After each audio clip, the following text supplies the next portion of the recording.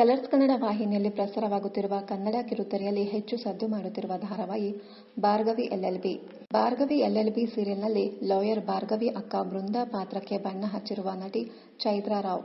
ಎತ್ತ ಅಪ್ಪ ಅಮ್ಮನನ್ನೇ ಹೀಯಾಳಿಸುವ, ಸ್ವಂತ ತಂಗಿಯನ್ನೇ ದ್ವೇಷಿಸುವ, ದುಡ್ಡಿಗಾಗಿ ಹಪಹಪಿಸುವ ಬೃಂದಾ ಎಂಬ ನೆಗೆಟಿವ್ ಪಾತ್ರಕ್ಕೆ ಚೈತ್ರಾ ರಾವ್ ಬಣ್ಣ ಹಚ್ಚಿದ್ದಾರೆ. ಎತ್ತ ಅಪ್ಪ ಅಮ್ಮನ ಬಗ್ಗೆ ಕಿಂಚಿತ್ತೂ ಕರುಣೆ, ಮಮಕಾರವಿಲ್ಲದ ಬೃಂದಾ ಆಗಿ ಚೈತ್ರಾ ರಾವ್ ಅಭಿನಯ ಚೆನ್ನಾಗಿ ಮೂಡಿಬರುತ್ತಿದೆ. ಇದೇ ಕಾರಣಕ್ಕೆ ವೃದ್ಧಾ ಕ್ಯಾರೆಕ್ಟರ್ಗೆ ಜನ ಛೀಮಾರಿ ಹಾಕುತ್ತಿದ್ದಾರೆ. ಭಾರ್ಗವಿ ಎಲ್ಎಲ್ಬಿ ಸೀರಿಯಲ್ನಲ್ಲಿ ವಿಲನ್ ಆಗಿ ಕಾಣಿಸಿಕೊಂಡಿರುವ ಚೈತ್ರಾ ರಾವ್ ಈ ಹಿಂದೆ ನಾಯಕಿ ಆಗಿದ್ದರು ಅನ್ನೋದು ನಿಮಗೆ ಗೊತ್ತಾ? ಈ ಹಿಂದೆ ಜೀ ಕನ್ನಡ ವಾಹಿನಿಯಲ್ಲಿ ಜೋಡಿ ಹಕ್ಕಿ ಸೀರಿಯಲ್ ಪ್ರಸಾರವಾಗಿತ್ತು. ಈ ಸೀರಿಯಲ್ನಲ್ಲಿ ಚೈತ್ರಾ ರಾವ್ ನಾಯಕಿಯಾಗಿ ನಟಿಸಿದ್ದರು.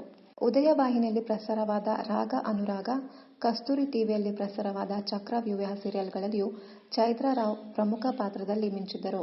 2016ರಲ್ಲಿ ತೆರೆ ಕಂಡ ಪುನೀತ್ ರಾಜ್ಕುಮಾರ್ ನಿರ್ಮಾಣದ ಮಾಯಾ ಬಜಾರ್ ಚಿತ್ರದಲ್ಲಿ ಬಹುಮುಖ್ಯ ಪಾತ್ರದಲ್ಲಿ ಚೈತ್ರಾ ರಾವ್ ಕಾಣಿಸಿಕೊಂಡಿದ್ದರು.